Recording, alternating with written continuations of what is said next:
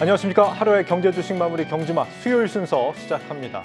미국의 이 디폴트 불안, 또 물가에 대한 경계감 이번 주 내내 우리 시장에 영향을 미치고 있습니다. 그리고 그런 와중에도 꺾이지 않는 종목들도 존재하죠. 그래서 이 수요일 저희 경주마에서 모시는 패널 구성은 다음과 같습니다. 경제의 큰 흐름을 볼 줄 아는 전문가, 또 미국 사람보다 미국 경제 더 많이 아는 전문가, 그리고 모르는 섹터가 없는 든든한 이 종목 전문가 세 분 모셨습니다. 어서 오세요. 네, 반갑습니다. 각자 본인이 어디에 해당하는지는 알아서 잘 판단을 하실 거라고 믿고 있습니다. 자, 오늘 밤 미국 CPI 발표를 앞두고 지금 우리 시장 간신히 보합으로 끝이 난 것 같습니다. 어떻게 보셨습니까? 네, 게다가 오늘 장중에 한번 급락도 나오면서요. 주식 모니터 끝이 계속 보셨던 분은 무슨 일 있었나 하실 텐데 네. 지속적으로 말씀드리지만 은행 위기라든가 아니면 또 오늘 밤에 나올 어떤 물가 상승률이라든가 또 크게 오늘 이따 얘기 나눠볼 미국의 디폴트 이슈라든가 전 이런 재료들 자체가 막 시장을 망가뜨릴 그럴 악재는 현재까지는 아니라고 파악을 하고 있거든요. 네. 그럼 뭐가 중요하냐? 우리 할 탓이다 이런 말씀 드리고 싶습니다. 우리가 대한민국 야구팀 할 때 약속의 8회 그런 말 많이 하지 않습니까? 네. 저는 5월이 약속의 5월이 돼야 된다 이런 말씀 드리는데 무역 수지입니다 역시. 예. 오늘 안타깝게 오늘 3월에 경상수지 흑자 돌아섰다는데 경상수지는 일단 4월에 또 적자가 될 테니까 무역 수지에서 어느 정도의 개선이 나오느냐 그건 결국 중국과의 관계겠죠. 예. 그런 흐름이어서 이제 1일부터 10일까지의 무역 수지의 결과가 내일 아마 발표가 될 겁니다. 네. 이제 그것을 시작으로 우리 한국 자체가 어떻게 헤쳐나가느냐가 훨씬 중요하다라고 보고 있어서 오늘 장중에 급락도 하고 오늘 밤에 나름 픽 이벤트도 있고는 하지만 저는 이제 우리의 주도권을 우리가 얼마나 잘하느냐 이렇게 바뀌었다라고 총평하고 싶습니다. 네. 정광욱 평론가님.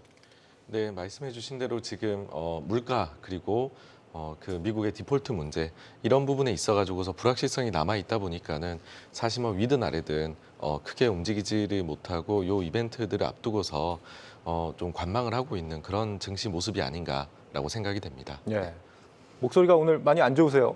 목이 좀 안 좋으신 네, 거죠? 약간 감기 걸려가지고서요. 그러니까 네. 약을 이만큼 들고 오셨던데 아닙니다. 좀 천천히 이렇게 작은 목소리를 말씀하셔도 됩니다. 네, 네. 이상물 대표님 어떻게 보셨어요 오늘? 중요한 것은 꺾이지 않는 투심 이렇게 표현할 수 있을 것 같은데 네. 증시에 대해서 여전히 긍정적으로 보는 시각을 많은 분들이 유지를 하고 계신 것 같습니다. 그렇기 때문에 증시에 대한 하락폭이 좀 제한되는 모습들이 나타나고 있고 다만 일시적인 부분 자체에서 불확실성이 있습니다. 바로 미국에 대한 불확실성인데 이 부분만 좀 더 해결이 된다면 지금 현재 외국인들도 꾸준하게 코스피에 대해서 저가 매수를 유입하고 있는 상황임을 감안했을 때 증시의 방향성은 여전히 우상향이 나타날 수 있다. 대신 잠시 쉬어갈 뿐이다. 이렇게 보시는 게 맞을 것 같습니다. 에코프로 오늘 굉장히 많이 또 빠졌더라고요. 60만 원 아래로 떨어진 것 같은데 이거 좀 어떻게 읽고 계세요? 이 흐름은? 지금 에코프로뿐만이 아니라 대부분의 2차 전지 관련된 기업들이 시장의 컨센서스를 하회를 하면서 1분기 실적이 기대에 못 미치는 물론 좋게 발표가 됐지만 기대치는 더욱더 높게 형성돼 있다는 겁니다. 네. 그러면 지금 현재 우리가 봐야 되는 것은 2분기도 그러면 시장에 대한 부분 자체를 만족시켜줄 만한 실적을 발표할 것인가에 대해서 좀 더 포커스가 맞춰진다고 보는데 그러면서 지금 차익 매물이 나온다고 봐야 될 것 같습니다. 그러면 마찬가지로 LNF 같은 경우에 실적 발표를 했지만 시장에 대한 컨센서스를 하회했다는 것은 네. 우리가 그 전에 LNF 같은 경우에서 사채를 발행을 했었거든요. 만약에 들어갈 것 같았으면 사채를 발행을 하지 않았을 거라고 봐야 되겠죠. 그런데 그런 발행을 했다는 것은 한 번에 단기 고점을 형성하고 난 다음에 지금부터 우리가 포커스를 맞춰야 되는 것은 1분기 실적이 좋다 나쁘다에 대한 부분보다는 2분기에 대한 실적이 어느 정도에 대한 중간점이 나타날 수 있는 5월 말에서 한 6월 달 중순 정도 사이에 2차 전지 기업들에 대한 저가 매수가 얼마만큼에 대해서 유입되는지 여부가 2차 전지에 대한 향방이 결정될 수 있다고 보고 저는 충분히 지금 2차 전지 관련된 기업들이 저가를 다질 수 있는 구간이라고 보거든요. 네. 급하게 매수하지 마시고 좀 더 기다려 보셨다가 5월 말에서 한 6월 정도에 대한 순으로 좀 저가를 좀 잡는 모습을 확인한 뒤에 들어가시는 것은 여전히 긍정적인 부분이고요. 실질적으로 현재 시장을 이끌고 있는 것은 미국이라는 키워드라고 봅니다. 결국 중국과에 대한 부분 자체에서는 조금씩 수급이 완화되는 양상들이 나타나고 있지만 2차 전지가 이끌어왔던 시장을 결국 자동차 업종들이 지금 받아가지고 다시 한 번 더 올려내는 양상들을 봤을 때 결국 2차 전지에 대한 부분은 미국 IRA에 대한 수혜로 본다면 충분히 다시 한번 연속적인 상승은 나타날 수 있다라는 부분으로 해석을 하셨으면 좋겠습니다. 예. 오늘 화장품주가 조금 뜬금맞게 상승을 했습니다. 저는 내일 정부가 이제 코로나 종식 선언하고 이제 의무 격리 요거 이제 완전히 없앤다 요 이슈 때문인 줄 알았더니 중국에서 뭐가 또 이슈가 있는 것 같더라고요. 그렇습니다. 이제 식약처에서 중국을 찾아가서 뭐 여러 가지 이유가 있다고 이야기는 하지만 이제 우호를 도모를 하는 것이죠.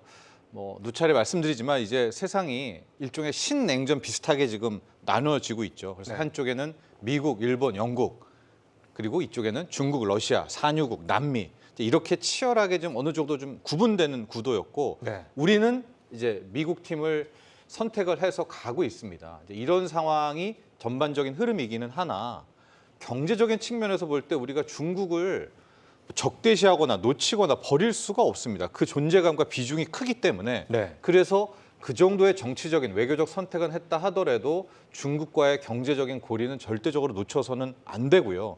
특히 리오프닝 관련한 중국 수혜가 있다면 어떻게든 그걸 우리가 땡겨와서 우리 한국 경제의 엔진을 돌려야 된다. 저는 이렇게 말씀드리고 싶고요. 예. 이런 차원에서 식약처에서 이제 중국으로 날아가서 이제 이런저런 아마 친목 도모를 했던 것 같아요. 네. 그런 것이 일단은 기대감조로 화장품주의 어느 정도 시세 반등으로 나왔다라고 보여지고 있는데 제가 앞서 약속의 5월 이야기를 했잖아요. 예. 1일부터 10일까지의 무역 수지가 무역 수지 이제 10일 단위로 공개를 하거든요. 네. 1일부터 10일, 1일부터 20일, 1일부터 30일에서 한 달치가 나오는데 1일부터 10일까지가 내일 나옵니다. 예.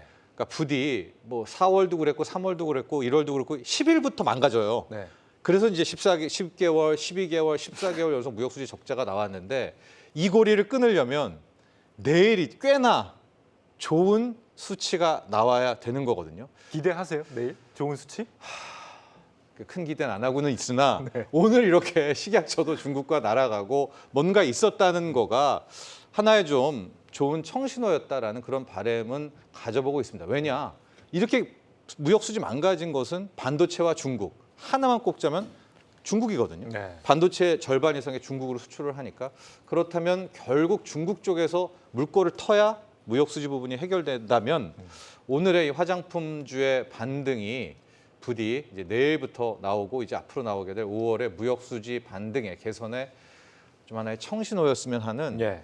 바람이 있는 거죠. 그 제가 뭐 재를 뿌리는 것 같아서 좀 죄송스럽긴 하지만 간다고 중국에 이제 가서 만난다고 다 해결이 되는 건 또 아니잖아요. 어떻게 보세요, 이 부분?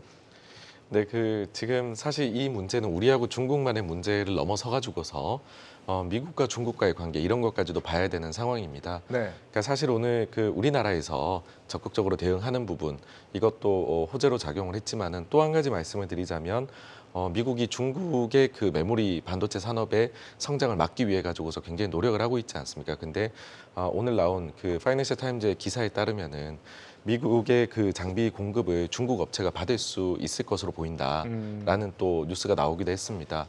나아가서는 얼마 전에 사실 이제 중국에서는 우리나라 K-팝 이거에 대해 가지고서 뭔가 방송에 나오는 거에 대해 가지고서도 좀 규제를 가하고 이런 부분들이 있었는데 네. 최근 이제 블랙핑크에서 솔로 활동한 그 곡이 또 뭐 주말에 나왔다더라 이런 것들도 이제 지지난주에 있었거든요. 네. 그래서 저는 지금 이렇게 뭐 약간 냉전의 양태를 보이고 있기는 하지만은 그 속에서 보게 되면은 협력할 부분들은 또 좀 풀리는 것도 있고, 그러니까 그 안에서도 교류가 또 있는 부분은 또 분명히 존재를 하거든요.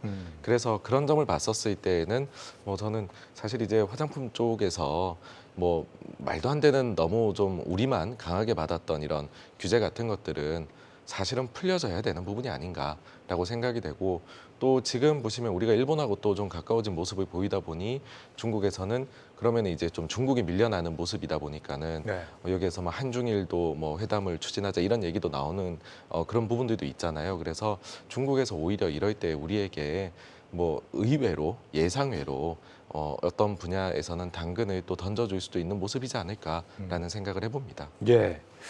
요즘 이 시장이 좀처럼 활력을 못 찾는 이유, 뭐 대표적으로 꼽자면 이 두 가지 짚어볼 수 있을 것 같습니다. 디폴트 이슈랑 물가 이슈, 이거 좀 업데이트를 좀 해보죠. 우선 지금 새벽에 바이든 대통령이 상하원 지도부를 만났는데 결국에는 부채 한도 올리는 걸 실패한 것 같더라고요. 이 이슈 어떻게 보셨어요? 계속 실패할 겁니다. 아마 네. 항상 보면 그 마지노선을 타고 갑니다. 하고 그 지금 잔해 옐런은 6월 1일을 마지노선으로 봤는데 네. 그것도 아마 넘길 가능성이 있거든요. 네. 그렇게 굉장히 끌다가 타결을 하고 있기 때문에 오늘 일단 한번 합의가 실패됐다라는 그런 뉴스가 뭐 그리 충격적이지는 않고 아 이제 시작이구나. 6월 1일까지 5월 내내 뭐 좋았다가 나빴다가 이런 게 계속 되겠구나라고 생각을 하시면 될 것 같고요. 네.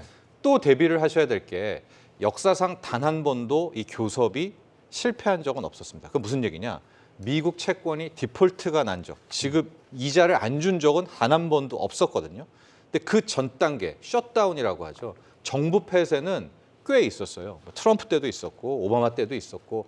그러니까 최악의 경우는 6월 1일도 넘기면서 공무원들한테 줄 돈이 없기 때문에 정부 폐쇄, 셧다운까지도 갈 수 있겠다. 뭐 이 정도의 마음가짐으로 이번에 디폴트 이슈를 바라보면 될 것 같고 이제 변수는 타결될 때 이제 신용 등급, 이제 신용 평가사들의 평가들 같은 경우가 하나 남아 있을 텐데 저는 이런 통틀어서 이번에 디폴트 이슈를 보는 관전 포인트를 딱 하나를 꼽자면 이때까지 보면요.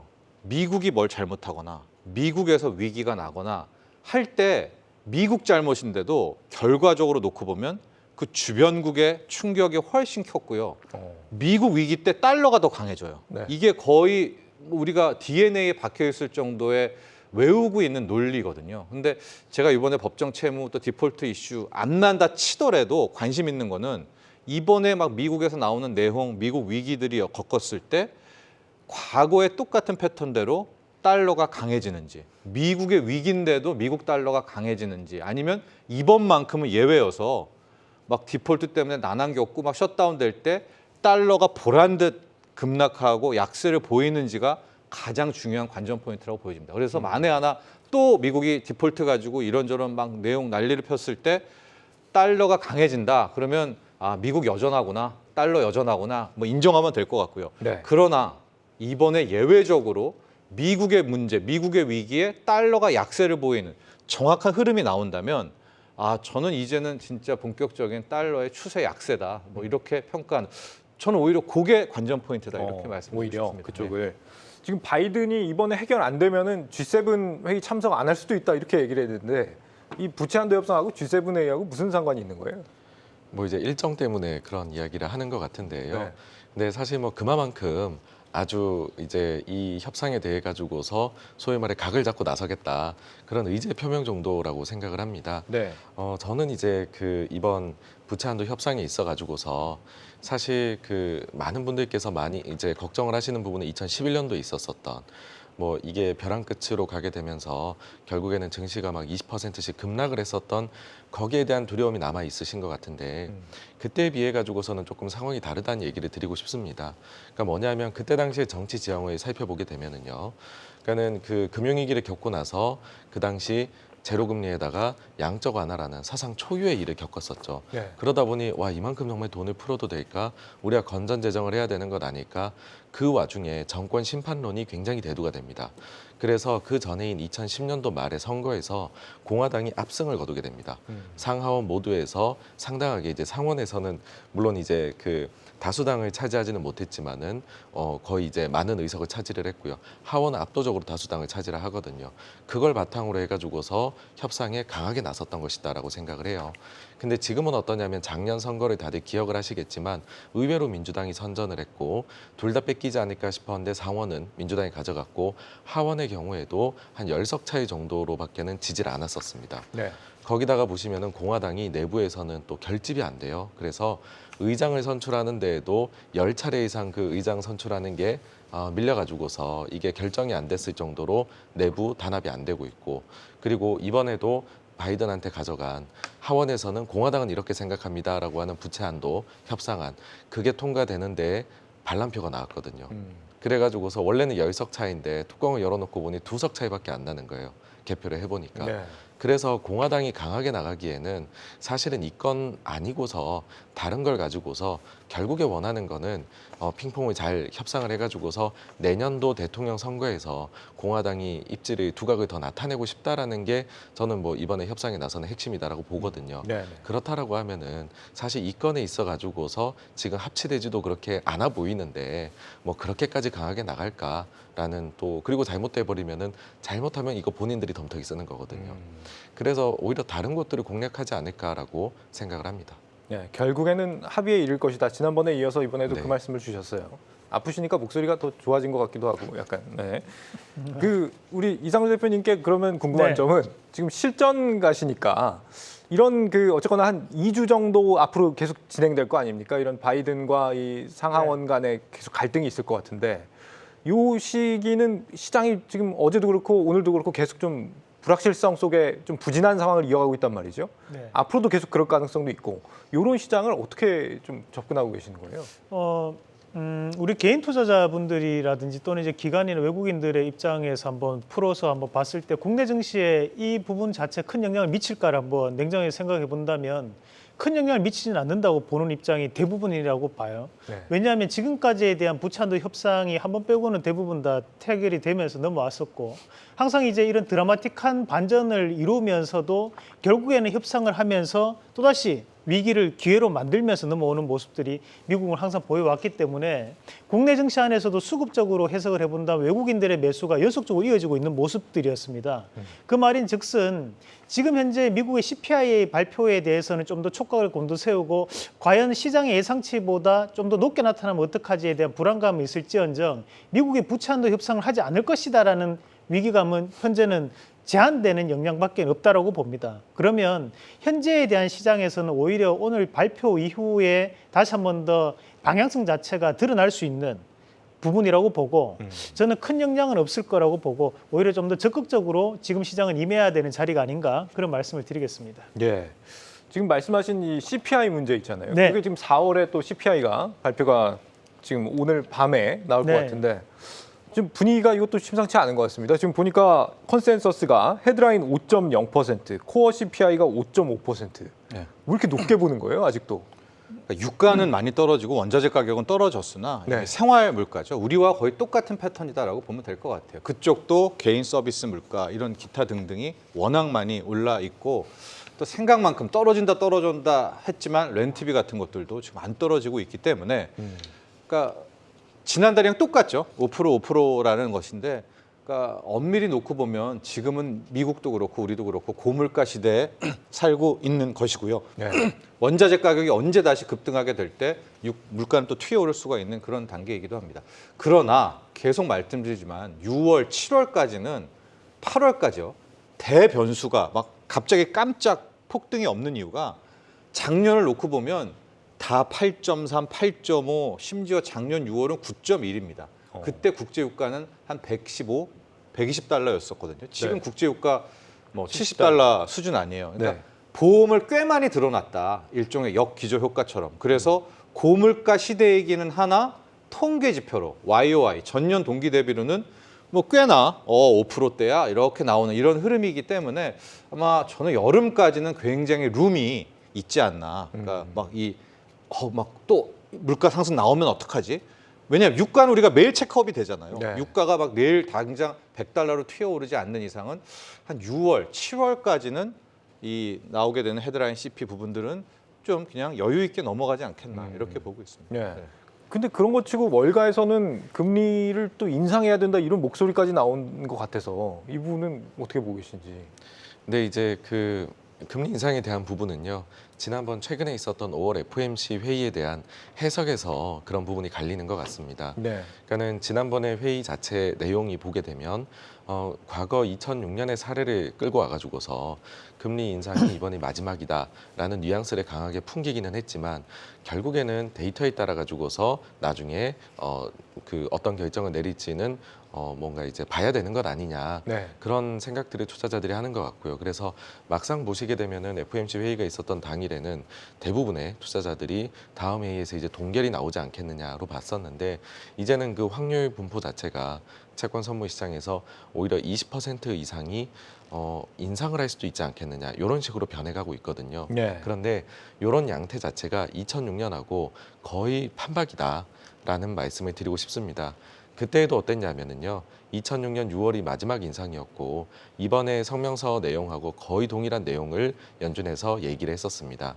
그랬는데 시장에서는 어떻게 받아들였냐면은 오히려 6분의 5 정도의 확률로 다음 회의에서 인상하지 않을까라고 채권 선물 시장은 봤었었고 그런데 그 다음부터는 계속해서 1년 이상 동결이었었거든요. 네. 그래서 이번에도 아마 시장에서는 제가 볼 때에는 인상을 할 수도 있지 않을까라는 확률이 점점 높아질 가능성 충분히 있다라고 생각을 합니다. 하지만 그럼에도 불구하고 저는 제가 생각을 하기에는 지난번 5월 회의가 마지막 인상이지 않았을까 그런 정도 수준에서 금리는 저는 뭐 형성돼서 갈 것이다. 근데 지금 인플레 목표치가 연준이 2%잖아요.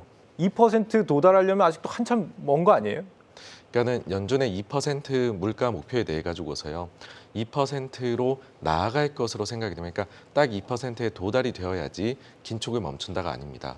그러니까 2%로 갈 것으로 확실히 보이기 시작하면은 긴축을 풀고 오히려 완화로도 가버릴 수가 있는 것이고요. 그 다음에 미국이 말하는 금리 수준이라는 거에 대해서 우리가 제약적이라는 단어에 주목을 할 필요가 있습니다.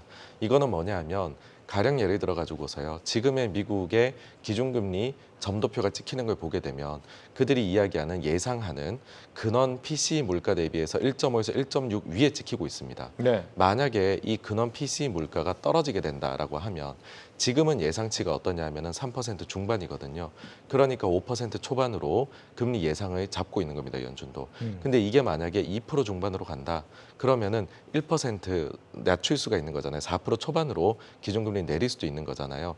근데 여기에서 역설적으로 아주 이 모순 같아 보이지만 연준은 이런 얘기를 아마 여기서 할 겁니다. 뭐냐 하면 우리는 상황에 맞게 그렇지만 충분히 인플레 심리가 잡힐 수 있게 제약적으로 금리를 움직이는 거다. 그래서 금리를 내렸지만 제약적인 거다라는 어떻게 보면 말도 안 되는 얘기 같지만은 그렇게 되도록 이미 앞에 그 뭐랄까요 과정들은 다 깔아놓은 상황이거든요. 네. 그래서 그거를 중심으로 이제 기준으로 삼아가지고서 연준의 금리 정책을 여러분들께서 바라보셔야 된다라고 저는 생각을 합니다. 네. 최근에 바이든 대통령에 대한 지지율이 나왔는데 36%를 기록하면 역대 최저 지지율을 찍었다. 뭐 그런 얘기들이 있었습니다. 네.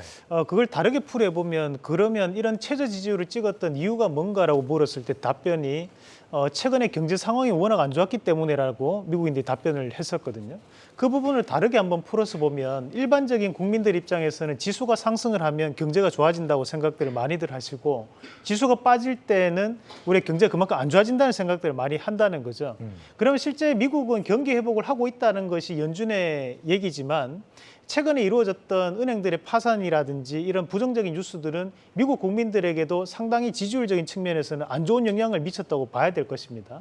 그러면 여기에서 연준이 6월 달에 공개가 될 점도표상에서 연준 의원들이 과연 5에서 5.25%에 대한 연말을 예상했던 금리를 깨면서 추가적인 금리 인상에 대한 얘기를 꺼낼 수 있을까? 저는 대단히 어렵다고 보는 입장입니다. 심지어 연초에도 매파 2명에 대한 의원을 교체가 됐습니다. 그게 매파 2명이 교체가 되면서 중도 2명이 더 들어왔거든요. 그런 성향을 보이는 자들이 지금 연준에 대한 의견을 게시를 하고 있는 입장에서 3월 달에 이루어졌던 5에서 5.25에 대한 퍼센테이지를 넘어가는 움직임을 연말 때까지 보일 수 있다라고 가정을 해버리면 미국 경제상에서 추가적인 지방은행들에 대한 파산이 이루어질 가능성이 또다시 높아지는 상황들이 연출될 수 있기 때문에 저는 그런 극단적인 선택을 하기는 대단히 어렵지 않나. 오히려 지금 뭐 워렌 버핏도 나와가지고 얘기를 하는 것이 지금 제롬 파월 의장이 대단히 잘하고 있다라는 칭찬을 계속적으로 하는 부분들도 이 정도 수준을 유지를 하고 대신에 내년에 금리 인하로 가는 방향으로 경제를 다시 한번 부흥할 수 있는 정책적인 방향으로 나가는 것이 장기적인 목표가 아닐까라는 예상을 해봤습니다. 예. 지금 고금리 여파인지 뭐 미국에 어제 발표됐던 그 전기차 기업들은 전반적으로 네. 실적이 굉장히 좀 부진한 상황으로 나왔는데 영업 손실도 좀 커진 것 같고요. 네. 근데 우리 정철진 평론가님 항상 강조하셨던 이 현대차는 신고가를 지금 가고 있단 말이죠. 네. 이 상황은 어떻게 보고 계십니까? 이런 논리였죠. 네. 우리가 내연차가 있고요, 전기차가 있는데 여기는 가불이 완전히 바뀝니다. 그러니까 우리가 내연차에서의 차의 생명은 엔진이죠. 그러니까 엔진 잘 만드는 완성차 회사가 갑이고요. 그 뒤에 뭐 1차 협력, 2차 협력, 3차 협력 이제 부품주 이렇게 따라가게 되는 거기 때문에 네. 과거의 자동차주는 완성차가 시세가 나고 그 다음에 이제 뒤에가 쭉쭉쭉쭉 따라오는 이런 모습이었는데 전기차는 완전히 다르죠. 전기차는 엔진이 없잖아요. 전기차의 왕은 배터리, 2차 전지입니다. 그래서 전기차에서 시세를 나는 거는 2차 전지의 광물, 리튬, 수산화나트륨 얘부터 시세가 나고 그 다음에 양극재, 음극재, 배터리 세트까지가 나고 마지막이 완성차입니다. 그런데 지금 전기차의 큰 플로우를 보시면 앞쪽은 시세들이 다 진짜 대시세가 다 났었거든요. 근데 유독 마지막 레벨이었던 완성차, 전기 완성차만 시세가 거의 못 받고 있는 상황이었기 때문에 이제 그때 계속 말씀드렸던 게 이 전기차의 흐름으로 보면 이거는 그냥 마지막에 찾아오는 완성차다 하고 현대차, 기아차를 계속 말씀드렸던 것이고요. 이제 그 순서대로 광물 한번 오르고 재료 오르고 세트, 배터리 세트 오르고 이제 라스트였기 때문에 현대 기아차의 시세가 나는 것이고요. 외국인들도 지금 수급을 보면 아 이거는 한국의 코스피에 대한 수급이기도 하고 자동차에 대한 수급이기도 한데 그 이유가 시가총액 상위에 지금 IT 플랫폼 말고는 자동차잖아요. 그러니까 자동차주를 지금 정말 무섭도록 매집을 하고 있거든요. 이거는 차도 차지만 코스피도 한번 출발시키고 싶은 마음이 저는 분명히 담겨 있다라고 해서 뭐 말씀드렸고 이제 시세가 낮다 이제라고 보고 있는데 그동안 앞단에 시세 난 것으로 본다면 아직까지 현대차, 기아차들의 부분들은 좀 덜 오른 것이 아닌가 저는 그런 판단을 갖고 있습니다. 이 대표님, 근데 이게 네. 그러니까 현대차 같은 경우는 여기에 더해서 방금 말씀해 주신 거에 더해서 이제 믹스를 잘했다 이런 평가들이 있는 거잖아요. 그러니까 한마디로 네. 좀 약간 그 마진이 많이 나오는 차 위주로 좀 팔았다 이런 평가들도 있는 것 같은데. 크게 놓고 보면 현대차, 기아차가 현재 재평가를 받고 있는 것을 세 가지로 나눠서 생각을 한번 해볼 수 있습니다. 우선 첫 번째로는 원화 약세 기조가 유지가 되고 있다는 부분입니다. 과거 2008년도에 원화가 1,300원 이상에 대한 부분을 기록했을 때부터 시작을 해서 현대차, 기아차가 강한 상승세를 나타내면서 2013년도까지 슈퍼 사이클을 기록을 하게 되는 양상들이 나타나게 되는데 그때도 마찬가지로 원화 약세 기조가 배경이 되면서 강한 시세를 동반하는 모습이었고 두 번째는 말씀하셨던 것처럼 고사양 모델에 대한 판매가 증가하고 있다는 부분인데 우리가 과거 같은 경우에는 뭐 현대차가 미국에 수출한다고 해도 뭐 엘란트라 모델 정도 승용차 모델이 많이 팔렸다면 네. 지금 SUV 시리즈로 바뀌어 나가고 있는 시점이고 그중에서도 또 제네시스 모델 좀 더 고사양 모델이 팔림으로써 마진폭이 좀 더 개선되는 효과가 나타나고 있다는 부분이고요. 그리고 세 번째로 우리가 봐야 되는 것은 전장 부품으로에 대해서 바뀌어 나가고 있는 시점이라는 겁니다. 이 부분이 중요한 것이 우리가 과거에 볼트, 너트라든지 자동차 부품류들 같은 경우에는 마진 자체가 상당히 제한적입니다. 현대차 1차 협력 밴드 같은 경우에 마진폭을 보면 영업이익률이 약 1에서 3% 정도가 나타나고 현대차는 3에서 6% 정도를 차지하고 있는데 지금 현재 같은 경우에는 마진율이 현대차 같은 경우 약 8%대까지 올라오는 모습들이 나타나거든요. 만 원짜리를 1,800원에 팔 수 있는 능력을 올려냈던 가장 큰 이유는 결국 전기차 부품에 대한 부분이 고부가치군으로 바뀌어 나가고 있는 시점이기 때문에 가능한 거라는 거죠.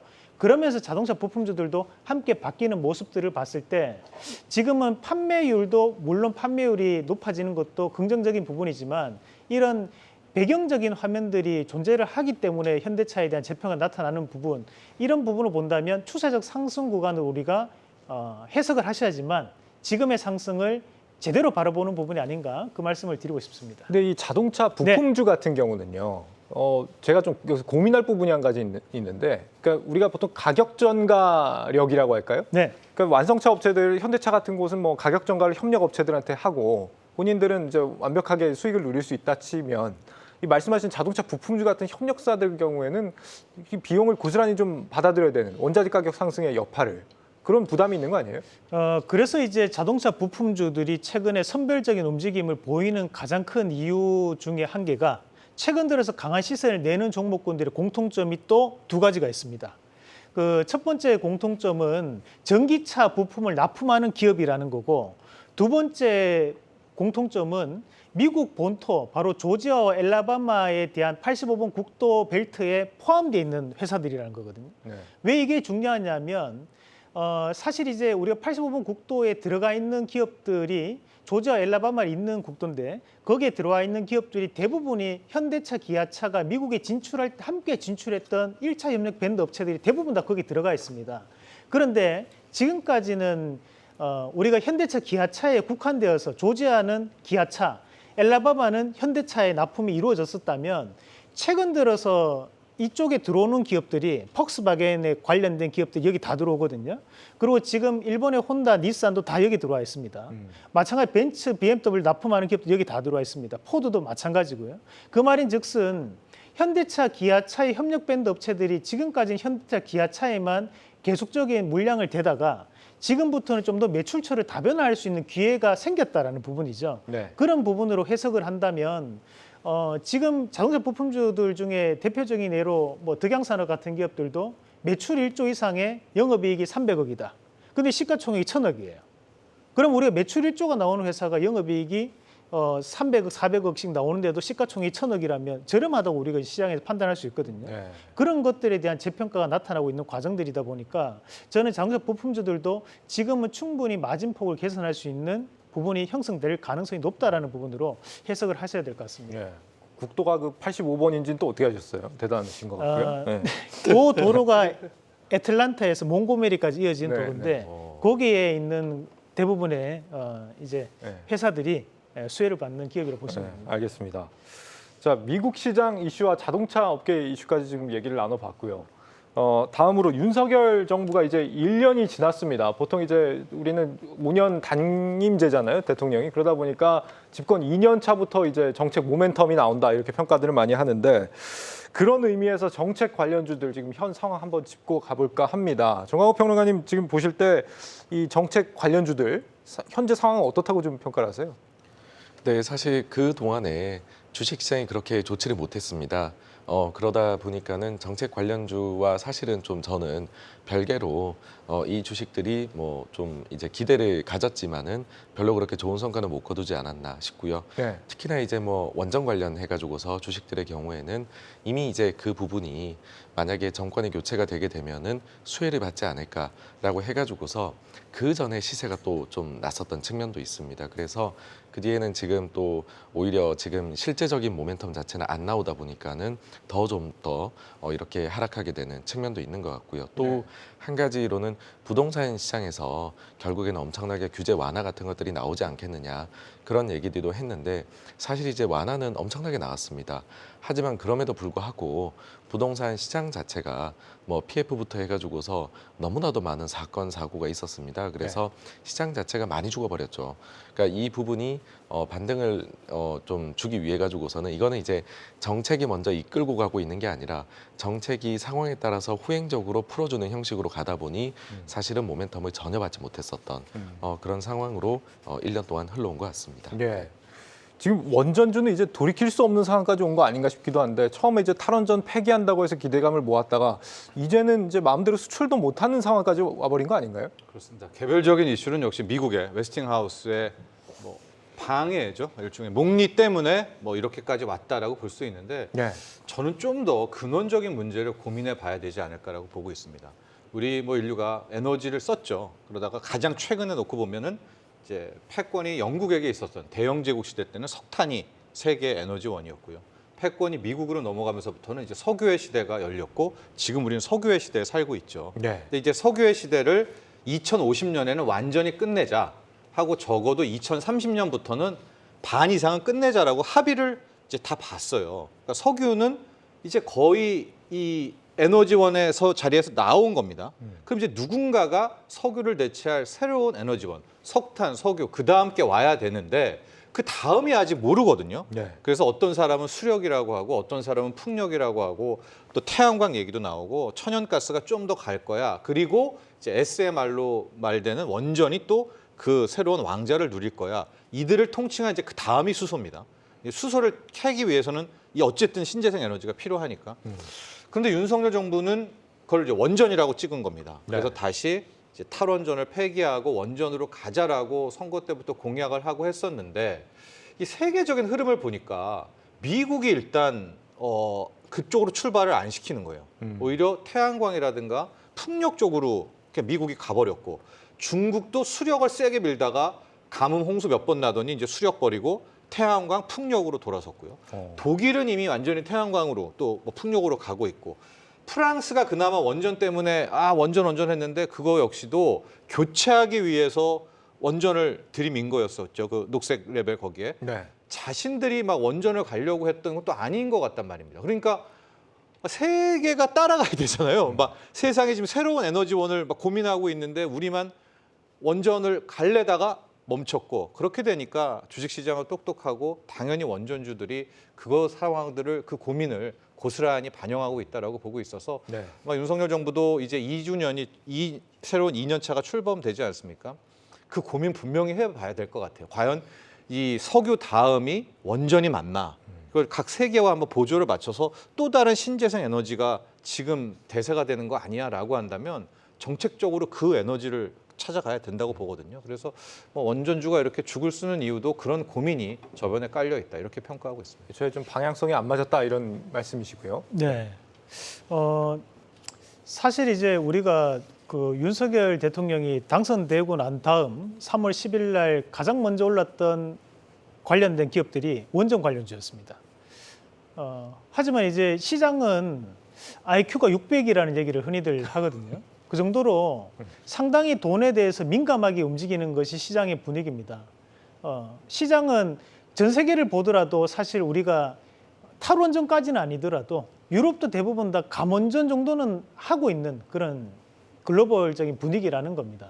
그럼 거기에서 우리만 유일하게 원전에 대한 부분을 넓혀가겠다고 해도 그러면 그 원전에 대한 수출을 어디에 할 건지에 대해서 시장은 냉정하게도 판단을 할 수밖에 없습니다.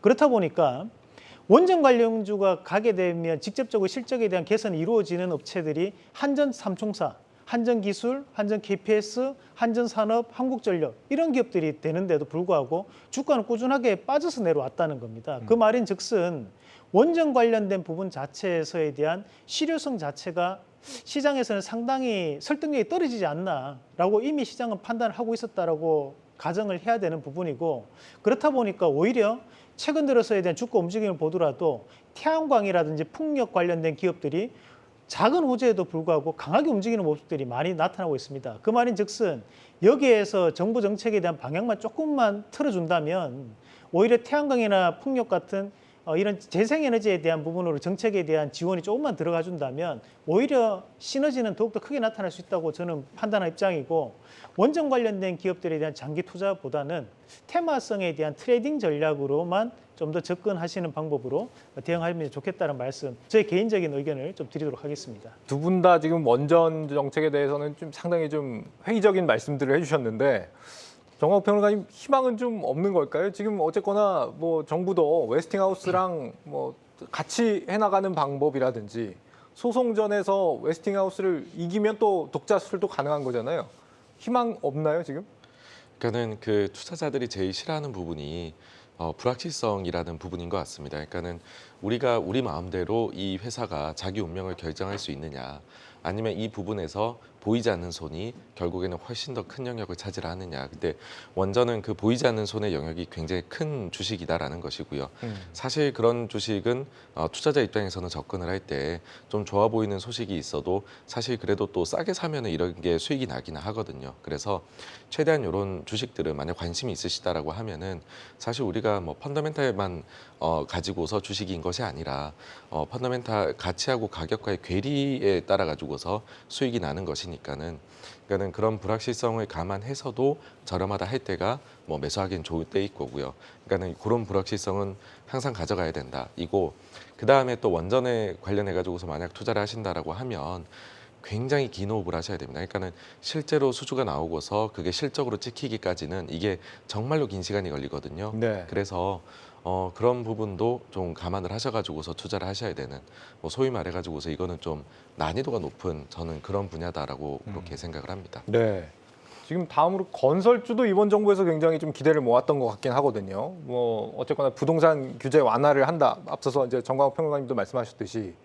근데 여긴 또 시장이 안 도와준 것 같아요. 맞습니다. 금리가 이렇게 올라버리면 뭐 건설주가 살 수가 없는 거 아니에요? 네, 그 윤석열 정부의 초기 목표가 부동산, 그러니까 집값 연착륙입니다. 그러니까 집값을 잡긴 잡되 확 안 떨어뜨리고 진짜 5년 내내 떨어뜨리겠다라고 이제 이야기를 했었었고요. 네. 그 대신 규제를 완전히 풀어주면서 건설사라든가 건설 경기에는 뭐 왜냐면 집은 공급은 할 테니까 왜냐면 공급을 하게 되면 어쨌든 건설은 돌아가니까 네. 그런 패턴을 이제 생각을 했었는데 작년 한 해를 돌아보면 어떤 정부 뭐 이런 거 차원이 아니라 긴축이었습니다. 금리가 뭐 이렇게 튀어버리니까 집값이 20% 이상 급락을 했었죠. 그러니까 정부의 목표는 연착륙인데 경착륙을 하니까 아 이래서는 안 되겠다. 왜 이제 부동산 PF가 연결고리로 터졌잖아요. 그래서 규제를 싹 풀어버렸습니다. 그럼에도 불구하고 부동산 시장은 1년 내내 거래도 없었고 여기에 전세 사기까지 터지면서 완전히 이제 시장의 숨은 이제 완전히 가라앉았으나 네. 그러나 이제 지금부터 놓고 본다면 지금 주택담보대출 금리가 많이 떨어진 데는 거의 3.9, 여기도 3.8 또 제시를 한 그러니까 3자의 주담대 금리가 다시 나오기 시작을 했고요. 작년에 너무 경착륙이 무서워서 정부 규제를 싹 다 풀어버렸거든요. 네. 하나도 남김없이. 그러니까 반에 하나 이게 또 꿈틀댈 수가 있을 그럴 차원입니다. 여기에 대외적으로는 이제 석유 시대의 종말과 함께 사우디, 뭐 중동이, 뭐 네옴시티 등등 뭐 또 하겠죠 프로젝트. 네. 막 그런 것들. 그래서 건설주는 이미 많이 급락을 하였고 많이 시세가 죽었으나 지금 당장이 아니더라도 만약에 크게 뭐 윤석열 정부의 관련주가 3개, 원전주, 방산주, 건설주라고 하면은 원전주는 아니더라도 건설주 부분은 많이 떨어졌긴 하나. 예, 저는 뭐 한번 그나마 원전주보단 낫다. 뭐 이런 평가를 좀 드리고 싶습니다. 네. 건설주 그동안 좀 실체가 없었던 방금 말씀하셨던 네옴시티 뭐 네. 그 우크라 재건 이런 거 있잖아요. 네. 네옴시티는 뭐 하긴 하는 겁니까 이거? 그 이제 우리가 사우디가 비전 2030 프로젝트가 있습니다. 네. 그 비전 2030 프로젝트가 5개가 추진되는데 거기에서 하나가 바로 이 네옴시티 프로젝트거든요. 우리가 이제 메인 헤드라인인 네옴시티 프로젝트는 아니고 사우디에 대한 재건을 얘기하면서 네옴시티가 거기에 이제 소분류로 하나가 들어가는 과정들이고 과거 같은 경우에는 우리가 사우디에서 수주를 받게 되면 사우디에서 계약금을 주고 나머지 잔금도 모두 다 처리하는 방식으로 진행을 했다면 요즘은 이 중동도 상당히 머리를 써서 진행하는 계약들이 윈윈 투자라고 해서 같이 투자를 해가지고 거기에 대한 수익금을 반으로 나누는 과정들이 들어가게 됩니다. 과거처럼 수주를 받고 나면 거기에서 계약 재팟이 터지는 구조는 아니라는 겁니다. 그 말인즉슨 네옴시티에 대한 부분도 기대감으로 인해 가지고 상당 부분 주가에 대해서 작년에 큰 폭의 상승세를 다 보였습니다. 그중에 대표적인 기업들이 한미글로벌 같은 건축 관리 기업들이 대단한 상승세를 보였었는데 실질적으로 그러면 그 정도에 대한 뭔가에 대한 수주를 받아왔었느냐 그것은 아니었거든요.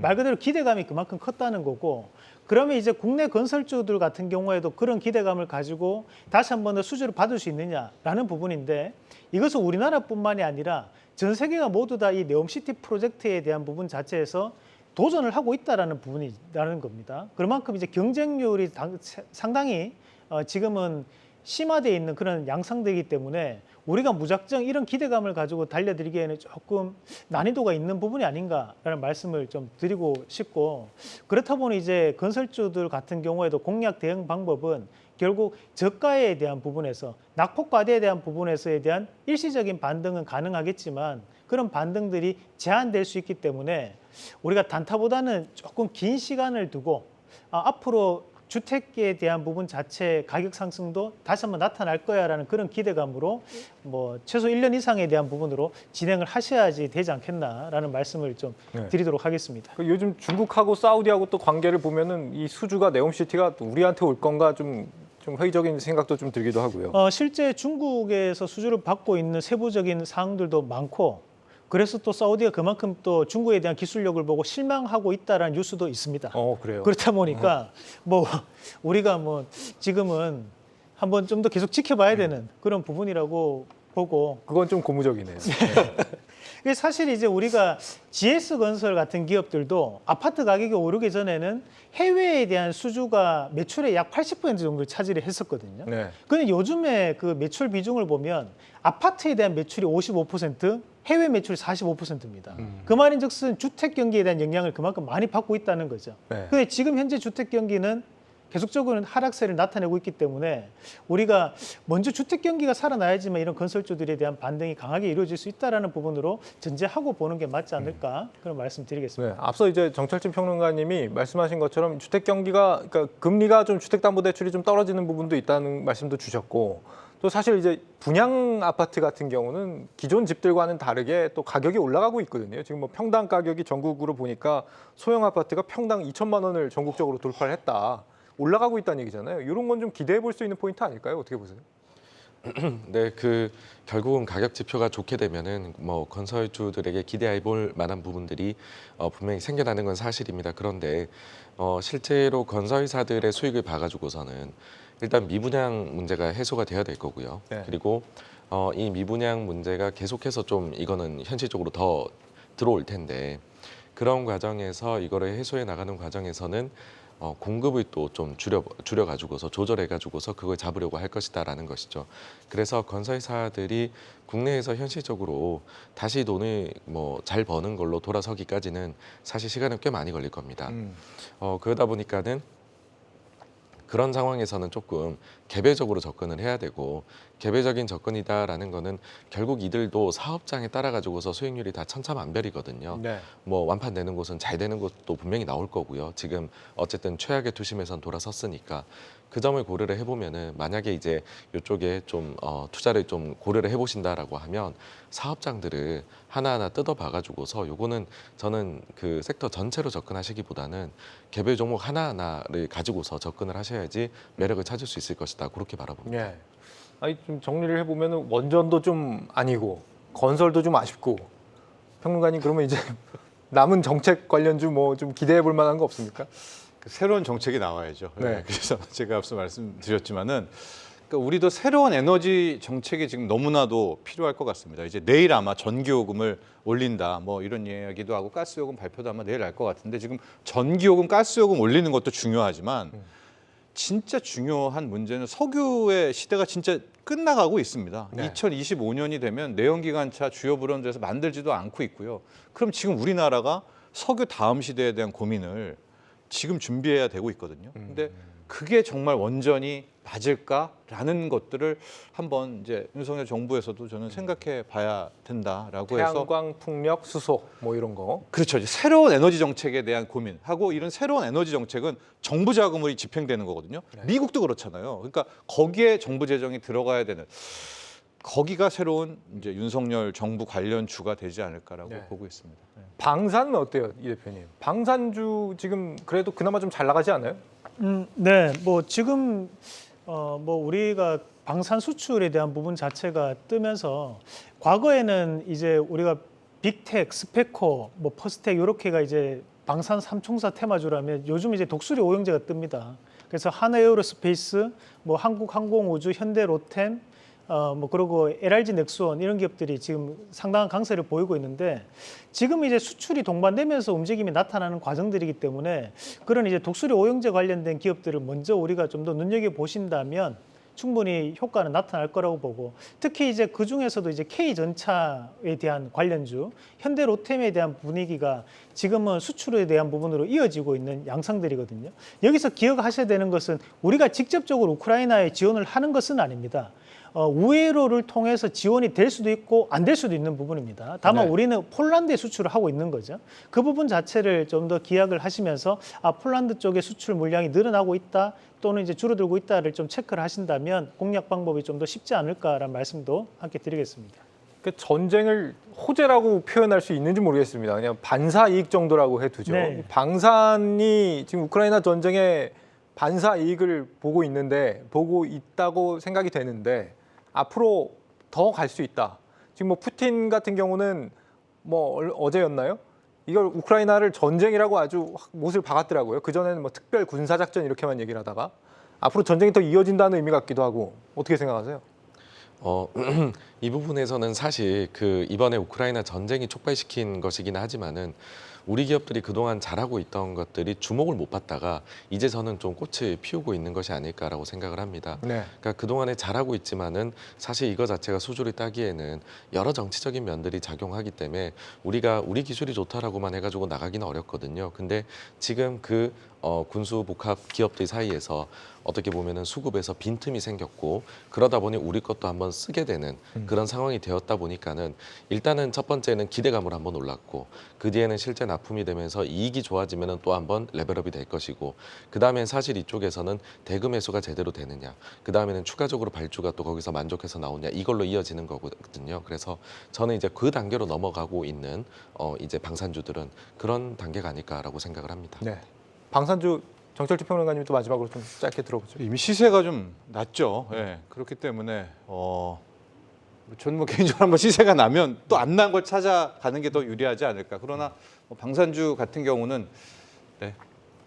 왜냐하면 전쟁 이슈가 그렇게 쉽게 끝날 것 같지는 않습니다. 네. 네, 여기까지 들어보겠습니다.